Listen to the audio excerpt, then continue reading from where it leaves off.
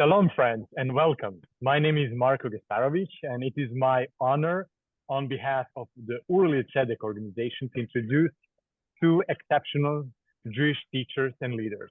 We are privileged to be joined by Daphne Lazar Price and Rabbi Nati Helfgot, whose dedication to Torah, justice, and community has shaped important conversation in the Jewish world.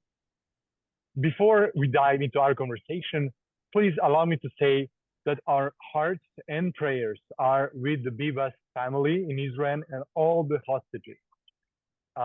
In this time of unimaginable pain and uncertainty, we stand together in solidarity, hoping for their safe return.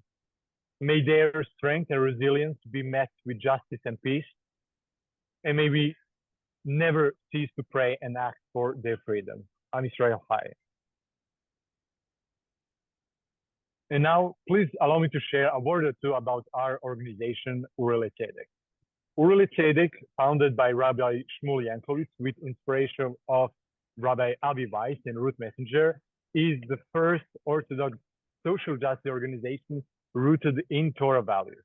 Its programs, such as the Tav HaYosher for ethical labor practices in kosher restaurants, and the Kavod Abriot mobile shower units for unhoused individuals and asylum seekers, exemplify its commitment to dignity, justice, and compassion. Our first speaker, Daphne Lazar Price, has served as executive director of the Jewish Orthodox Feminist Alliance, JOFA, since 2019, leading its mission to expand women's rights and opportunities within the framework of Halakha, to build a vibrant and equitable Orthodox community. Previously, she worked as development director at the Religious Action Center for Reform Judaism. She is also the former North American director of the Muslim Leadership Initiative at the Shalom Hartman Institute of North America. She serves on the board of Americans United for Separation of Church and State and is on the Washington advisory of the American Jewish Committee. Daphne received a BA with honors in religious studies from York University and an MA in Judaic studies from Concordia University. She's currently a student at Yeshivat Maharat and an adjunct professor of Jewish law at Georgetown University Law Center. Daphne is an active in the Orthodox community in her hometown of Silver Spring, Maryland. Our second speaker, Rabbi Nathaniel Nati Helfgot, ordained by Reitz of Yeshiva University, chairs the Department of Talmud and Rabbinics at SAR High School. He has served as chair of departments of Bible and Jewish thought at Yeshivat Chovevei Torah and director of Jewish Studies curriculum at Ma'ayanot Yeshiva High School. An esteemed educator, author of halachic essays, and editor of works on Rabbi Soloveitchik's writings, Rabbi Helfgot has held leadership roles in RCA, Rabbinical Council of America, International Rabbinic Fellowship, and Orthodox Caucus. He is a sought-after speaker and active in communal education and spiritual growth. Friends, this panel explores Rabbi Joseph Ber Soloveitchik's teachings on faith, covenantal responsibility, and social justice, providing a framework for balancing personal spirituality and communal activism in today's complex world. It will also highlight how his philosophical insights guide contemporary Orthodox Jewish thought on ethical responsibility, community involvement, and the integration of spiritual and social commitment. Before we delve into our conversation, I want to take a moment to highlight a deeply personal and moving detail from the lonely man of faith. Rabbi Soloveitchik dedicates the essay to his wife, Tanya, with the words, "To Tanya, a woman of great courage, sublime dignity, total commitment, and uncompromising truthfulness." This dedication reflects not only his profound admiration for her character, but also his deep understanding of faith as a path of devotion, integrity, and strength. It is a reminder that faith is not a solitary journey, but one enriched by those who walk alongside us with unwavering commitment. So with this in mind, let's turn to the foundation of Rabbi Soloveitchik's ideas. Rav Nati, in The Lonely Man of Faith, Rabbi Soloveitchik presents the compelling dichotomy of Adam 1 and Adam 2. Could you share with us some background on this influential work? And could you elaborate on this duality and how it encapsulates the tension between a personal achievement and spiritual humility? Thank you, Marco, and thank you for, I want to say hello to Daphne, and it's wonderful to be together with her, and to all the Uri Litzedek and Chevra, and to Rabbi Yankelitz, and all the good work that everybody does. The Lonely Man of Faith is a fascinating work. It is the second work that Rabbi Soloveitchik wrote in English, not the first work. Rabbi Soloveitchik wrote another essay, which I want to reference a little bit late, maybe even in my answer here, called Confrontation. But the second was written in 1965. It is the written form of a series of lectures that Rabbi Soloveitchik gave to theological students, not necessarily Jewish students. It was given in the context of a broad presentation of what it means to be a faith person in the modern world. And it reflected and was and presented to both Jews and non-Jews who were seeking spiritual enlightenment and trying to understand their place at a very critical moment in modern history. Remember, the 60s is a time when the space race is going on, and man can think and believe that he can do, the human being can believe and think that the human being can conquer all. Rabbi Soloveitchik loved the first chapters of Genesis. He loved coming back to them in different forms, in different essays, and he uses them as what we call typologies.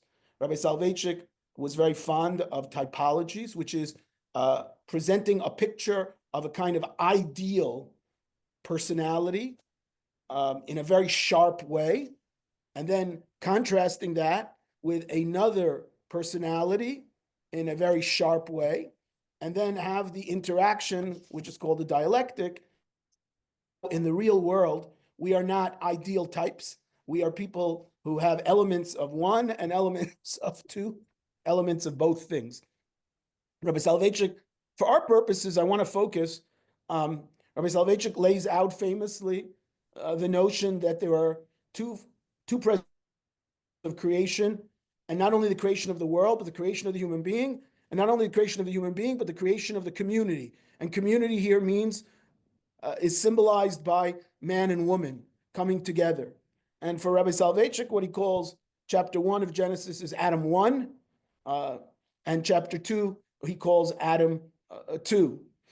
Adam 1, as presented in Genesis 1, is a person who is part and parcel of nature, but that person, that individual is the pinnacle of creation. God starts on the first day. There's amorphous soup, v'choshech al pnei tehom. There is amorphous soup, and out of that amorphous soup begins the process of the basic building blocks of the world. Finally, we have animate beings, animals, fish, birds. And then finally, we reach the pinnacle of creation with the creation of the human being. The human being is presented here as 3 times the Bible uses the term bara, which is a very special phrase. It's not used by most of creation. The notion that God created the human being in a very special way. And the human being is the pinnacle of creation. And the Bible says that God created the human being, b'tzalmo, b'tzelem Elokim bara'oto. God created the human being in the image of God. In Lonely Man of Faith, what does it mean to be created in the image of God? God doesn't have an image. So what does it mean to be created in the image of God? So there are many interpretations. One interpretation is that the human being has intellect, like God has, the active intellect. the absolute intellect. Others say that the human being has the ability to have free will, like God has the ability to choose. He's not run simply by nature. But for Rabbi Soloveitchik, the essence of being created in the image of God is creativity. Creativity, to be able to create, just like God created worlds, so too the human being creates worlds. And Adam 1 is a person is heroic. That's the terminology Rabbi Soloveitchik uses. He wants to conquer the world. God gave him the world to create, to order, to organize, to dominate, and conquer it. The human being is there to conquer the world and transform the world. Just as God transformed chaos into order, so too the human being is godlike, that the human being continues to transform chaos into order. And Rabbi Soloveitchik, in a very famous passage, speaks of the fact, and that's connected to our topic today, speaks to the fact that the human being is full of dignity. The human being is able to subdue nature, and he's the mathematician, he is the scientist, he's the man, the human being, the woman who creates jobs. He's the one who finds cures for disease. He's the one who eradicates poverty. He's the one who makes the world a better place. He goes from an undignified existence to the dignified existence. Very famously, Rabbi Soloveitchik wrote, "Man of old who could not fight disease and succumbed in multitudes to yellow fever could not lay claim to dignity. Only the man," today we would have written the human being, "who builds hospitals, discovers therapies, saves lives is blessed with dignity." So there's dignity in what we do. And so from my perspective, the first thing we need to mention is Adam 1, the human being, is charged to fix the world, make it a better place. And this is before Abraham, this is before Abraham, this is before Noah. This is a universal charge. Jews and non-Jews are charged to engage in Adam 1-like behavior, to build hospitals, to cure disease, to solve social problems, to help people and do that. And so that's the first point I wanted to make in terms of Rabbi Soloveitchik. The second point, I don't know if you want to ask, I don't want to talk too long, but the second point is from the essay Rabbi Soloveitchik wrote 1 year before Lonely Man of Faith. Rabbi Soloveitchik took this same text, and in this same text, Rabbi Soloveitchik, okay, I want to add, I'm sorry, there's just so much to say, so I want to just add, just as the human being in his aloneness in Adam 1 is a person who can conquer the world, make the world a better place, become a doctor, become a social worker, become a scientist, and help bring nechama to this very troubled world. That same reality is also in terms of what kind of community we can create. We can create a community. In Adam 1, Rabbi Soloveitchik talks about the fact that the Bible says, Zachar unikeva barautam. God created both men and women with equality. They work together.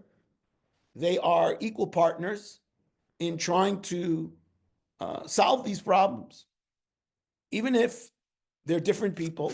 And the same thing in terms of our relationship to the non-Jewish world. Even if we have very different faith commitments, we have different rituals, but we work together as a community to solve these problems.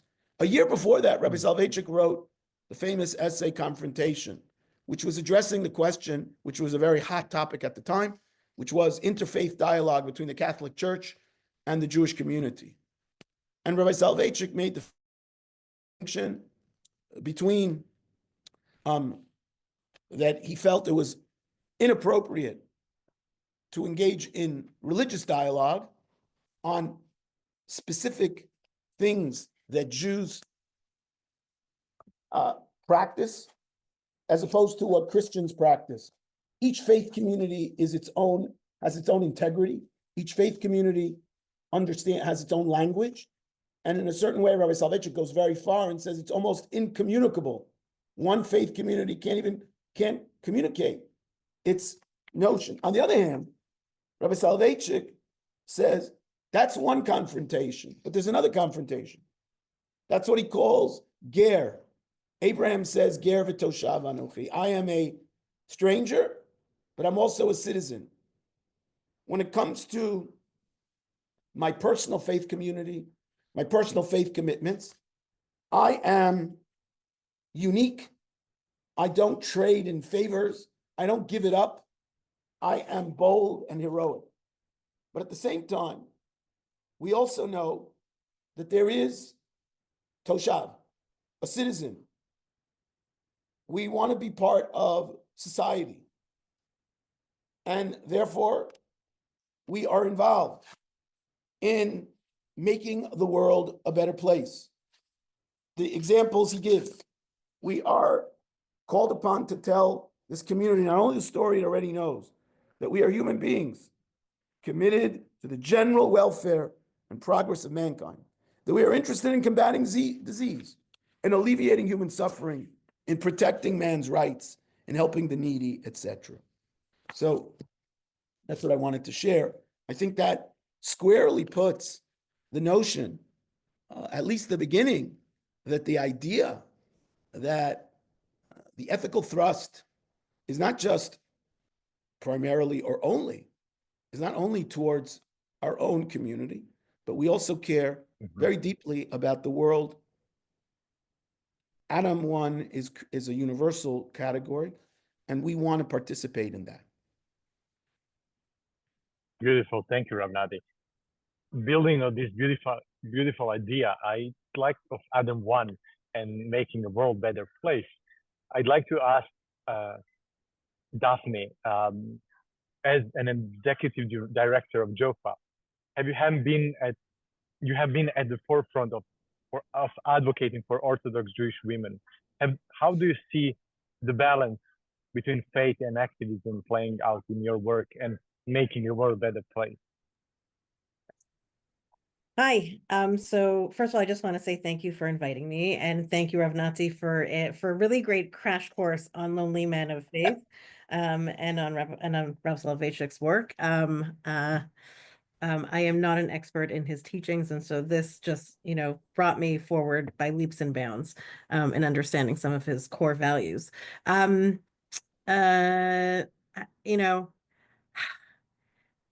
want to start with a little bit of my foundation story, because I think that so much of us, when we bring ourselves into this work, it's sometimes it's like some experience that happens like in our adult life. But for me, this is really something that was defined for me as a young child, that there really isn't a difference between activism and faith in my work. And I'll just describe. My family we went overnight from being a secular Israeli family to becoming Chabad, like literally overnight. And so I remember as a young child, teen, I guess, 13, 14, before I had a driver's license, my mother just handed me one Chol Hamoed Sukkos, a lulav and esrog, and said, go walk to the assisted living facility that was, I don't know, a half mile away, and ask the chaplain there for all of the names of the Jewish residents, and go bench lulav and esrog with all of them. So here I am, this like 13, 14-year-old kid. It's chilly in Toronto where I grew up. And most of the residents were Holocaust survivors. And it was something that I experienced at a young age there, and then in other spaces in Bikur Cholim, visiting the ill and working with children with special needs, that there was this need for human interaction, but also this like desperate need for spiritual connection. And so that to me was like the act of acting in faith, but also acting in the context of faith. And so that's really what drove me from a very young age. In my previous career, I worked at the Religious Action Center of Reform Judaism, which you mentioned, which is one of the great American Jewish centers of social justice. which is also enacted through organizing and educating and advocating for public policy measures, also through a Jewish lens. And in all of those spaces, I worked in coalition with all kinds of other people working, whether it was their faith or Jewish faith, through a different, not Orthodox lenses, and action. And so that's been my life story, really, forever. And it's why coming to work at JOFA was a full circle for me, after attending the first conference. So, as you mentioned, our mission at JOFA is to advocate on behalf of women within the framework of Jewish law to create a vibrant and equitable Orthodox community. And so here's what I know about those we engage with at JOFA, and that is that they want more than just a spiritual connection. They want to actualize it through deeper learning and engaging in public rituals and meaningful prayer and stepping into leadership opportunities and feeling like they're heard and represented in the broader Orthodox community and the broader Jewish community and out in the world. I'm a big believer of bringing positive energy into the room through Torah, and not just through Torah learning, but through acting out those Torah values. I also know that I'm branded an activist and a feminist, which doesn't always align with Orthodoxy, and I think that's part of the mission of JOFA. And I'll say that activism for me is many times public, but it also takes many forms of quiet back channeling and behind the scenes, and sometimes just by being. I want to spend a second also on JOFA. JOFA started in 1997 as a conference. I was there at that first conference, and I can tell you that other than having my children, it was the single most positively disruptive experience of my life to be in a space of 1,000 people who were in search of supporting and building Orthodox feminism. It was, inspirational. It doesn't come close to what it was. And it started out as an idea and quickly turned into a movement, and not always a welcome one. But just to say that bringing Torah into the lives of Jewish people has been one of my core values for as long as I can remember. And even though JOFA isn't a traditional outreach or kiruv movement, I'm deeply invested in the work of advocating for increased Torah learning and leadership opportunities and avodat Hashem, service to God for girls and women. And whether that's through some of the examples that I already mentioned, or by being a voice to speak out on issues such as the erasure of women from the public sphere, being involved in Aguna advocacy, speaking out for and protecting reproductive freedom, and also addressing the intersection of feminism and anti-Semitism, both domestically and globally, I am here for it.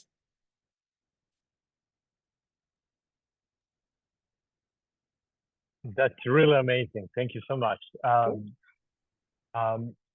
You mentioned this positive energy that is your mission to bring into the world.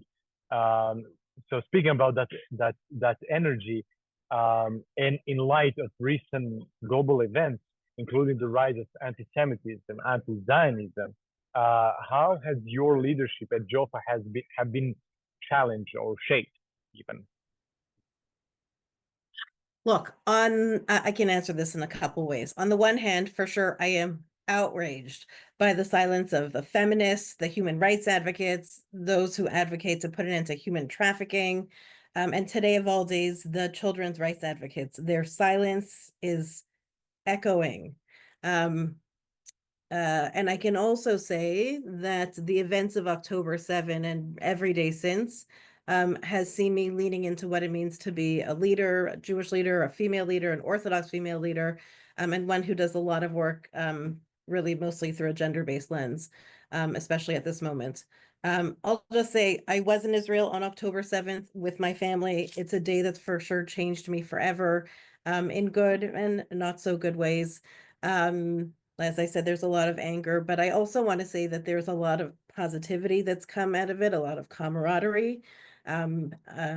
I'll say that we stayed in the region for about another 2 weeks for a number of reasons, not least of which that both of my children actually live in Israel, and they were in this kind of liminal space where it didn't make sense to leave them there, but they didn't want to stay. So, we stayed, and then it was the decision that we went home, or back to the States until we could return them, which was just after Hanukkah. So that worked out. But in the meantime, JOFA decided that we would partner with Maharat to lead a mission in Israel through a gender-based lens. And we had some very generous supporters, the Micah Philanthropies and Schusterman Foundation, who helped support us. And during that time, we explored the intersection of women and this war and Jewish law, which is also in Israel, Jewish law is also civil law. We met with a unit of Tatzbetaniot, who were the army spotters, who were the sister unit of the ones who were kidnapped or murdered on October 7th. We learned about all the other rise of violence, domestic violence, and the many other permutations of gender and the war. We published our most recent Jofa journal after October 7. It was a 1-year look back to really bear witness. Everything that we did was to bear witness to what was, to bring back stories and to be able to strengthen each other and one another. We've programmed extensively in partnership with organizations, I will say mostly Jewish organizations, but across the board, Jewish organizations advocating for the release of hostages, raising awareness, speaking on the atrocities, and just lifting up other people's work related to October 7. And we've seen that in vice versa also. It's not a quid pro quo. It's that what is the line about a rising tide lifts all ships?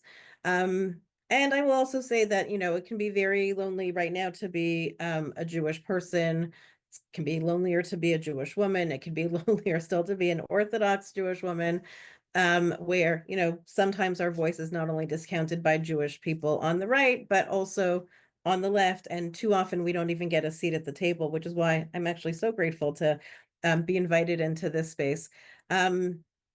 But overall, I want, my message is always to speak up, to strengthen one another, even when it's uncomfortable, especially when it's uncomfortable, and to really just be an example, if I may, for women and men, to just give them the voice to be brave enough to lead, to speak up, and to step out of line, even when it's not the popular way, move to make at the time.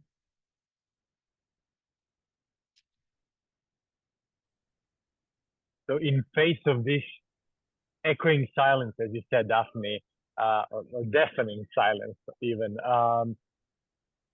how can Rabbi Soloveitchik ideas help guide the Jewish leaders and communities in navigating social and political challenges of today? This is a question for both of you. I'm going to let Rav Nati answer that one first. Okay, I think, thank you, Daphne, for that wonderful presentation. I come back to a methodology. Rabbi Soloveitchik's methodology is one of dialectics and balancing values. And I think, depending on different days and different weeks and different years, I didn't speak a lot about the Adam 2 model, which tries to give faith and meaning. Sometimes Adam 1 becomes so enamored of the success, the hubris, if you want to use a kind of Greek term, that we become so enamored of our success and our ability to dominate nature that we also need to remember that sometimes can be empty. That Rabbi Soloveitchik talks about that, the sense of disconnection. What he says, we've created a community of interests, but it's not necessarily a community of commitments. And we want to get to a blending of both the Adam 1 and the Adam 2, who represents a creation of a community of commitment where the deepest part of us is able to express ourselves to our partner and our partner to ourselves. And together we join in a community with God. And that's for all people. Again, Rabbi Soloveitchik is a religious thinker, so he doesn't see it in secular terms. He sees it in religious terms. And of course, there is a specific inside community of the family, of the halachic community, where we especially create a kind of, hopefully, a model community that can be a model, to use the term of Yeshayahu, in the long run of history, or goyim, not or la goyim, that's a modern phrase, but or goyim, that we are a model. It's not that we go around paternalistically teaching the nations of the world how to behave, but we, in our community, in our society, we have created a society of tzedek and a society of justice and a society of faith and a society and individuals who are great role models. And now, in the world in which we live in, there's all kinds of tensions and there's all kinds of dialectics back and forth. I think in the October 7th certainly pushed us into the sense of ger, the sense of being an outsider, of people not understanding our sense of peoplehood, of family. And we therefore pressed hard, at least many of us, unfortunately with a lot of sadness, and I'm sure Rav Shmuley, because he interacts with those people much more than I do, he's met many Jews who've given up on the sense of Jewish peoplehood, and that's really sad. Rabbi, who's the Reform rabbi who's been speaking a lot about that online, but Ami Hirsch, Rabbi Ami yes, Hirsch. Amiel Hirsch. Rabbi Hirsch has been speaking about that, and so I think after we have a sense very much we kind of went into the ger mode, but I think we need to balance and not give up on the many good people I think who do want to help, and also we care about the world, even if the world doesn't necessarily totally see eye to eye with our notion of Jewish peoplehood and our conception of the way history should play out. I don't want children in sub-Saharan Africa to die of AIDS, and I don't want children in sub-Saharan Africa to die of malaria, and I don't want children to die of malnutrition in Kentucky. And we need to be able to have that dialectic that we are passionately committed to our sense of gerut, but at the same time, we don't give up the toshav. We don't give up the idea that we're going to try to fulfill our destiny. But there are going to be days, weeks, months, where we're going to put our thumb more on one side than the other side. And that's part of the dialectic. And to push us. And this is something, of course, that, our teacher, Rabbi Yitz Greenberg, has taught us very much about how the different elements, it's kind of rooted in a Rav Kookian notion of soft pluralism, that the different elements in the Jewish people have taught us and push us in different directions, and they push us to highlight certain things when we're not highlighting them, and others push back, etc.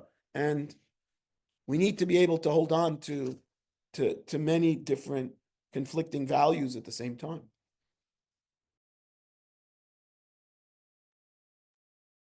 Maybe I The should Jewish have gone people. first. Thank you for Yes, that. Daphne. I don't know that this is meant to be a debate. And I want to say a couple things. First of all, just to note that, how I feel today, maybe I might feel different next week, or I might have felt different last week, or I felt different before October 7, and maybe those days will come back. But I think you're right that we're in this moment of being the ger, if I can put this in gender terms or in more contemporary terms. The term that comes to mind is Me Too, unless you're a Jew.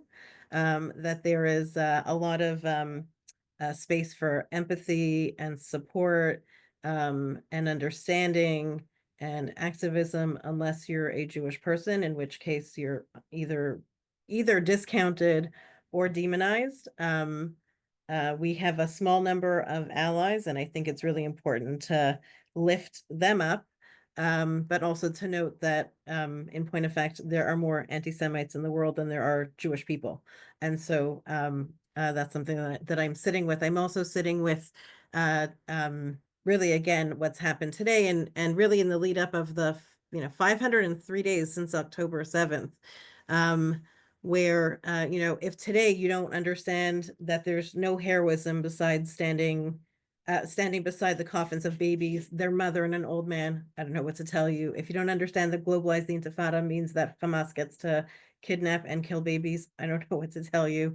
If every college student who marched for a ceasefire and every celebrity who wore the bloody handprint pin at ceremonies and every politician who demanded that America cut aid to Israel and every person who screamed about human rights and dignity for people living in Gaza, but hasn't said a word, not a word about October 7th, the violence, the hostages, their release, and what I'll call, the ransom deal and ransom and the circus today, then to me, the answer is that I need to strengthen myself and those around me, and also to find the allies not in the Jewish spaces.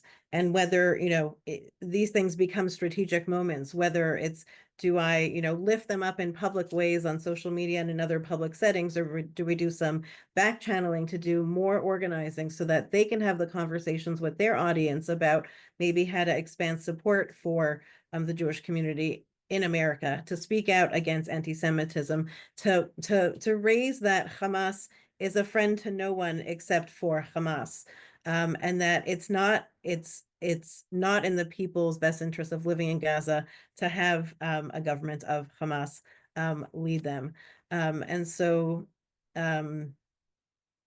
like those are some of my thoughts. And my other thought is also there are Jewish leaders and Jewish organizations where they have spent so much time worrying about mission drift. And I understand that there's a scarcity mindset and an actual scarcity in the Jewish community when it comes to fundraising and funding your support. And maybe they worry that if they speak out on Israel, that they'll lose funders. But it's, when you're a Jewish leader in this moment, I also think it's really important to speak out on this issue, on the rise of anti-Semitism, and especially as it relates to what's happened to Jewish communities around the world since October 7. And so I also want to say that sometimes I sit at a table with liberal Jewish groups for whom the question of October 7 is more academic than actual, when for some of us it's October 7 or October 8th every day, and maybe they're afraid to speak out also because maybe what's happened, they're still having trouble reconciling it because of their own perception on Israel and Palestine politics. But what happened on October 7 and every day for the last 503 days since, it's real and it's in our kishkas. So as I said, in a world where there's more anti-Semites than there are Jewish people, it's really important to strengthen ourselves and one another, and to provide a wake-up call for those who need it. We also need to put an end to the gaslighting that Jewish people experience in public settings and especially on social media. And I want to say that every time that I post something on social media or speak in public or publish an article, I met with, more often than not, gratitude. It's quiet. People are afraid to chime in publicly because they're just scared of backlash. But it also gives people the words and the tools when they find themselves in adversarial and challenging spaces to know how to speak up and push back. So yes, I am lonely of woman of faith sometimes, but that's why I'm in the work that I do, so that I am not alone and so that no one else find themselves alone. Daphne, I really appreciate what you just shared, because you anticipated my question, where I wanted to ask about the practical steps that Jewish organizations and leaders and members of Jewish communities can take to embody the values that we are speaking today, and that Rabbi Soloveitchik is sharing in his book about the values of relationship to God, with God, and also of covenantal responsibility that Rav Nati mentioned, that while addressing issues such as social justice, inclusion, advocacy, anti-Semitism. So I really appreciate it. Thank you, Daphne. I do want to offer opportunity for our audience to engage, ask questions, our panelists.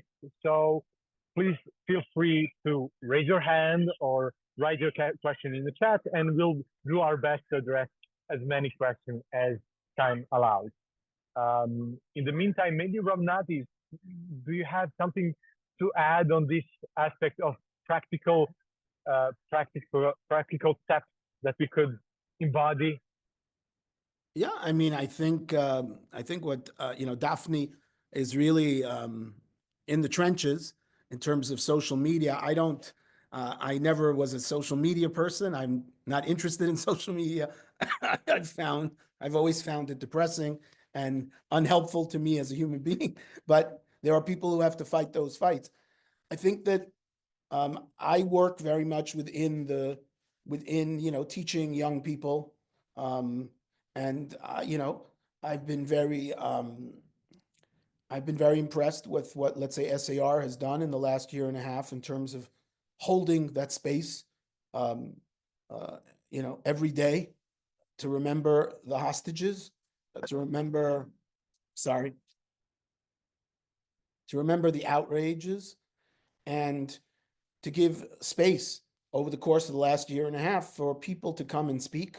We have once a week, we have a speaker usually from Israel who's coming and speaks about whatever. And we've had Druze soldiers speak.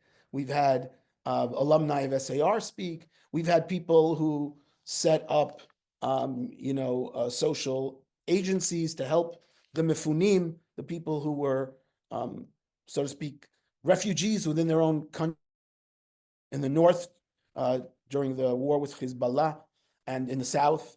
And also, we also have, and I think that's a very powerful thing that we've been doing. We've also been willing and interested in welcoming into SAR, into our Jewish space, Congress people and elected officials who have been very supportive. We have a wonderful representative here in Riverdale, Richie Torres, who is, more, as they say, more frum than the Pope. He's more pro-Israel than many other, people in the Jewish community.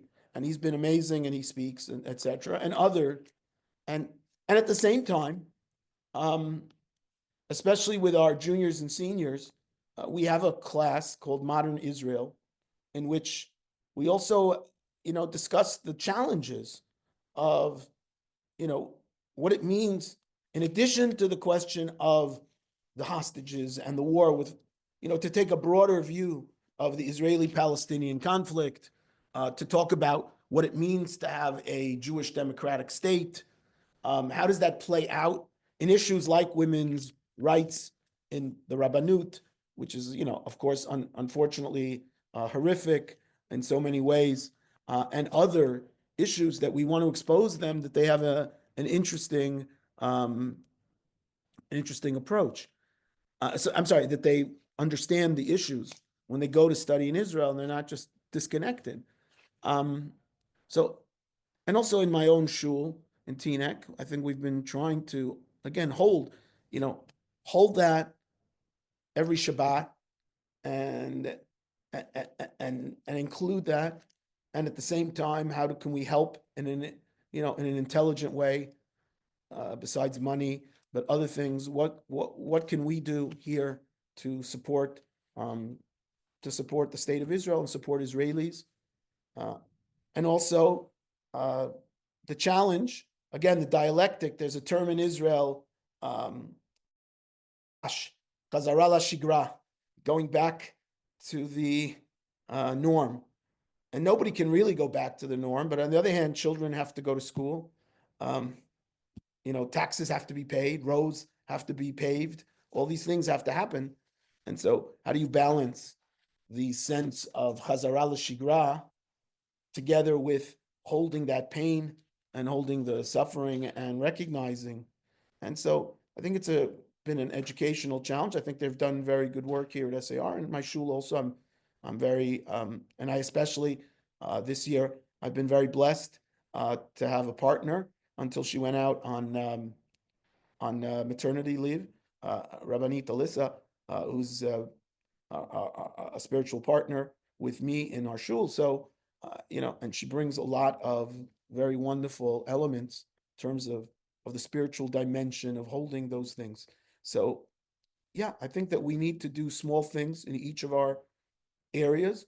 We also, meaning we need multiple fronts. Daphne on social media and showing up at conventions and conferences and being a voice to challenge the people who want to erase Jewish suffering and the sexual harassment and the rapes of Jewish women. And at the same time, so that's one thing, and we need to educate our children, and we also need to also go on, because we also, as I'm sure we all agree, we don't want our Judaism and our Jewish identity to exhaust itself in suffering. We don't, right? We're not just about, to use the term from the book of Yeshayahu, the suffering servant. We're not just the suffering servant. We are also.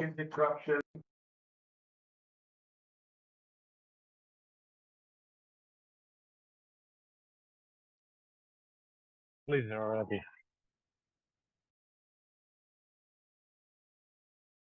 You can listen. We're doing a thing right now. Memorialize those Hatufim who were brought home today, unfortunately not alive. The Lifshitz family, the family of Oded Lifshitz, 83-year-old journalist from Nir Oz, they had requested this morning, and I quote statement, "These hours are not simple for us. After being informed that our beloved Oded is on the list of deceased hostages to be returned to Israel on Thursday, after being taken alive from his home in Kibbutz Nir Oz on October 7th, 2023. For 502 days, we hoped and prayed for a different ending. But until we receive absolute certainty, our journey will not end. And even afterward, we will continue to fight until the return of the last hostage. We ask the media and the public not to contact us regarding this matter at present and to respect our privacy." That was their announcement this morning. The Bibas family issued a similar statement. The statement said, in part, "If there is to be bitter news, we need to receive it through the proper channels after all identification procedures are completed. We ask not to eulogize our loved ones until there is confirmation after final identification." Over the day today, there was final forensic confirmation regarding Oded Lifshitz, who's again one of the founding members of Nir Oz, Kibbutz Nir Oz, and he was a journalist, and as many of you might remember, as a participant in On the Road to Recovery, which is an organization that brings aid to Palestinian citizens in need of medical care. He was a peace activist over the course of his lifetime. Some of you also might remember that his grandson, who's a soccer player, Daniel Lifshitz, was here also at SAR as he petitioned to try to bring his grandfather home. And so Oded, unfortunately, has been identified. The Bibas family still have been formally forensically confirmed, and we respect their wishes to not note that or acknowledge until we actually have confirmation. This is obviously an extremely difficult time and a painful day for Am Yisrael and for the Jewish people. Also in the news today, fortunately no one was hurt, but in Bat Yam, in a bus depot, there were 5 bombs planted on different buses in the bus depot. 3 of them exploded. No one was on them because they went off at the wrong time. And 2 of them, Brave Team detonated the last 2 bombs so that no one was hurt. There is a lot for us to pray for, and it's a difficult day again for the Jewish people. But I have in mind a pasuk that I think about a lot from the Shir HaMa'alot that we say on Shabbos. It says, "Shuvah Hashem et shvitenu ka'afikim b'negev." It is a prayer that we say that Hashem should return Shuvah Hashem et shvitenu, which means the fortunes of the Jewish people, that Hashem should bring the good fortune back to Am Yisrael. That's our belief in our prayer. And the metaphor and the image is ka'afikim b'negev, like the rivers in the south. And the commentaries explain that the idea is that there are no rivers in the south. The south is desert and it's dry, but it can be on a moment's notice that water comes very quickly to an area and basically turns the dry desert into a flowing river of water. The prayer is that even when we are in a moment of pain and feeling a sense of despair, there's also a sense of hope. And we know that because Am Yisrael and Unite Yisrael is thriving even at this moment. And in the midst of this difficulty, we pray and with confidence that Shuvah Hashem and Shviteinu Kafi Kid Banegev, that Hashem should return the good fortune of Am Yisrael and continue to have thriving Jewish people and state of Israel, Kafi Kid Banegev. That in a moment, that